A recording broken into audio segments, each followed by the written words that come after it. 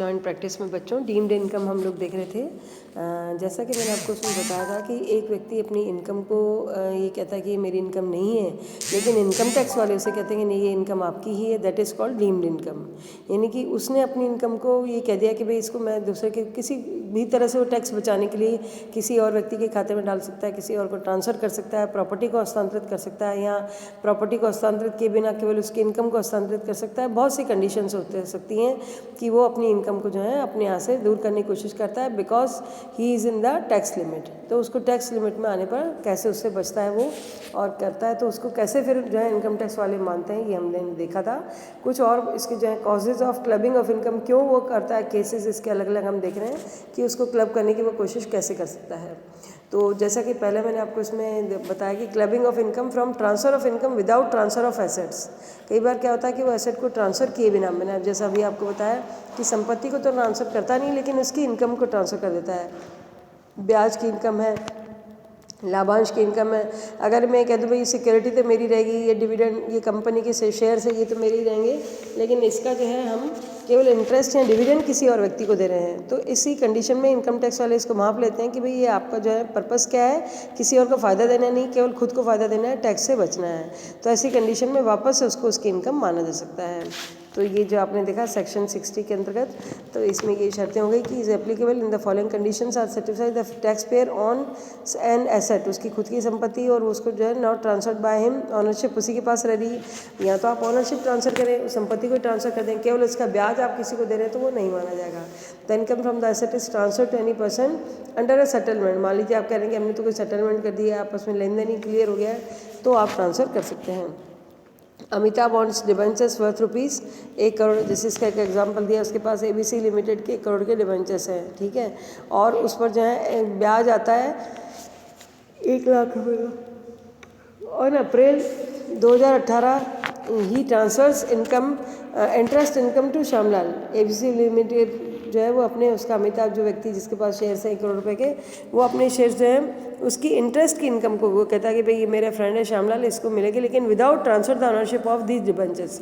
यानी डिबेंचर्स की जो ऑनरशिप है वो किसके पास रहेगी, उसी के पास रहेगी, अमिताभ के पास। तो इसको ट्रांसफर नहीं माना जाएगा। अगर ट्रांसफ़र करना है तो उसे उस एसेट को भी ट्रांसफ़र करना होगा। तो ये है फर्स्ट। सेकंड है clubbing of income for revocable transfer of assets. कल मैंने आपको बताया था कि रिवोकेबल ट्रांसफ़र क्या होता है। रिवोकेबल का मतलब है कि खंडनीय हस्तांतरण। खंडनीय मतलब मैंने आपको संपत्ति A ने B को दे दी, लेकिन B से वापस A के पास आ सकती है। 2 साल के लिए B को दिए, 1 साल के लिए दिए, तो उसको माना जाएगा कि ये जो है रिवोकेबल ट्रांसफ़र है। तो रिवोकेबल ट्रांसफ़र जो है उसको ट्रांसफ़र नहीं माना जाएगा और वो प्रॉपर्टी उसी की हो जाएगी जिसने ट्रांसफ़र किया है। Revocable transfer means the transfer of assets assume a right to reacquire asset. अगर आपके पास वो संपत्ति वापस आ सकती है तो उस संपत्ति को ट्रांसफ़र नहीं माना जाएगा। अगर आपको ट्रांसफ़र करना है तो आपको लाइफ टाइम के लिए इसको ट्रांसफ़र करना होगा। If the following conditions are satisfied section 61 will become applicable. An asset is transferred under a revocable transfer. The transfer for this purpose includes any settlement, and that any income from such an asset is taxable in the hands of the transferor and not the transferee owner. तो उसको जो है संपत्ति की आय केवल transfer करने पर transfer नहीं माना जाएगा। इसी तरह से इसकी कुछ एक्सेप्शंस हैं 61 के अंतर्गत।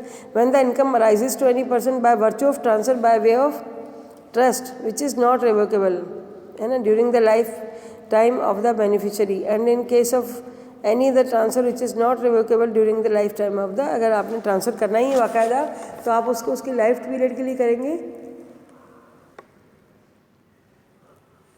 तो उसको लाइफ पीरियड के लिए जो ट्रांसफ़र किया जाएगा उसे ट्रांसफ़र माना जाएगा। If the income arise to any person by virtue of transfer made under before 1/4/1961 से पहले का ट्रांसफ़र है तो उसको जो है विच is not revocable for the period of 6 years और मोर। अगर आपने 61 से पहले कोई ट्रांसफ़र कर रखा है तो 6 या 6 से अधिक साल के लिए आपने रिवोकेबल नहीं है, मतलब वो रहेगी उसके पास संपत्ति जिसको आपने ट्रांसफ़र की है, तो उसको भी ट्रांसफ़र माना जाएगा। Clubbing of income of spouse, अगर जो है पति पत्नी में से किसी एक की इनकम जो है वो दूसरे की इनकम में मर्ज की जाती है तो ऐसी कंडीशन में भी जो है उसको उसकी इनकम में वापस से जोड़ा जाएगा। जैसे मान लीजिए कि रेमुनरेशन फ्रॉम ए, है ना, remuneration from a concern in which spouse है सेटिस्फाइड सब्सटेंशियल इंटरेस्ट। अगर मान लीजिए कि है ना स्पाउस का सारवान रहता है कंपनी में किसी में, और उसमें जो है उसको रेम्यूनरेशन मिल रहा है उसके स्पाउस को, यानी कि मान लीजिए मिस्टर ए है और मिसेस ए है। मिसेस ए उस कंपनी में सर्वानित रखती है और उसी कंपनी में जो है ए को काम दे दिया, आपने नौकरी दे दी, तो उसका जो काम दिया गया है, concern could be any form of business, profession, या कुछ भी काम हो सकता है। An individual is deemed to have substantial interest, और उसके पास कंपनी के जो है 20% से अधिक वोटिंग पावर के जो शेयर्स अगर हैं तो उसका कंपनी में सर्वानित माना जाएगा। और निम्न कंडीशंस की पूर्ति होने पर जो है उसको हम रिवोकेबल ट्रांसफ़र नहीं मानेंगे। If spouse of an individual gets any salary, spouse को सैलरी मिल रही है वहाँ से, individual as a substantial interest, the remuneration to the spouse is not due to technical और प्रोफेशनल क्वालिफिकेशन से मिल रहा हो, तो फिर माना जाएगा भाई उसकी खुद की क्वालिफिकेशन से। नहीं तो ये माना जाएगा कि मिसेस ए का सारा बनता है, इसी कारण से बी को नौकरी पे लगाया गया है, उसके हस्बैंड को मिस्टर ए को नौकरी में लगाया गया, और इसलिए जो है उसको रिवोकेबल माना जाएगा। Then such salary, commission etcetera shall be considered as income of the individual and not of the spouse. X as a substantial interest in A Limited and Mrs. X is employed in professional qualification due to the remuneration. In this case, salary income of the Mrs. X shall be taxable in the hand of X. Where both husband and wife have substantial interest. मान लीजिए अभी यहाँ तो एक ही जने का substantial interest था, मान लीजिए मिस्टर ए और मिसेस ए दोनों का सब्सटेंशियल इंटरेस्ट है कंपनी में, तो फिर क्या होगा, तो फिर जो उनको इनकम मिल रही है वो उनकी इंडिविजुअल इनकम मानी जाएगी, उसको किसी में क्लब नहीं किया जाएगा। Income from assets transfer to spouse, कभी कभी क्या होता है कि एसेट ट्रांसफ़र कर दी जाती है स्पाउस को, तो ये देखना होगा कि टैक्स पेयर इज इंडिविजुअल है और वो ट्रांसफर उसको डायरेक्टली और इनडायरेक्टली करता है ना, या फिर asset is transferred without adequate consideration. अगर आपने प्रतिफल लेकर के ट्रांसफ़र किया है तो फिर तो उसको डीम्ड इनकम नहीं माना जाएगा। लेकिन अगर आपने उसका प्रतिफल पूरा नहीं दिया है और वो पूरा कंसिडरेशन नहीं है तो उसको जो है डीम्ड इनकम माना जाएगा। इसी तरह से लास्ट इसका पॉइंट है, section 64(1)(4) is not applicable on the hands of the aforesaid discussions, ये फॉलोइंग केसेस में जो नहीं होगा। If such are assets or interest transferred after before marriage, अगर शादी से पहले किसी को मिली तो वो उसी की मानी जाएगी। If asset transfer for adequate consideration, बाकायदा प्रतिफल लेकर के आप संपत्ति दे रहे हैं तो वो तो लेन देन हो गया, परचेज क्रय हो गया, सेल परचेज हो गया, तो उसमें उसको नहीं माना जाएगा, मतलब उसको रिवोकेबल नहीं माना जाएगा, और उसको ये माना जाएगा कि ये ट्रांसफ़र है। देखिए आपको ये डिसाइड करना है हर एक किस्से में कि ट्रांसफ़र है या नहीं। अगर ट्रांसफ़र है तो जिसने किया उसी की इनकम में मानी तो मानी गई है, नहीं होगी। अगर ट्रांसफ़र नहीं है तो उसको अपन मानी गई है मान के उसकी जिसने ट्रांसफ़र किया उसी की इनकम में वापस उसको ऐड किया जाएगा।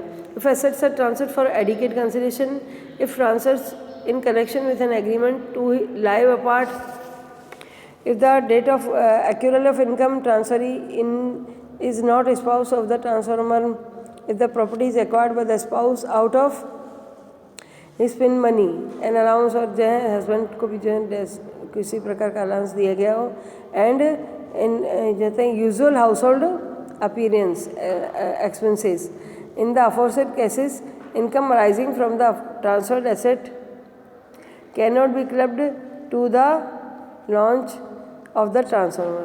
तो इस प्रकार से जो है तो अपनी संपत्ति को ट्रांसफ़र कर सकता है, लेकिन ट्रांसफ़र उसमें देखना होगा कि रिवोकेबल है या इरिवोकेबल, उस आधार पर उसको टैक्सेबल किया जाएगा। धन्यवाद।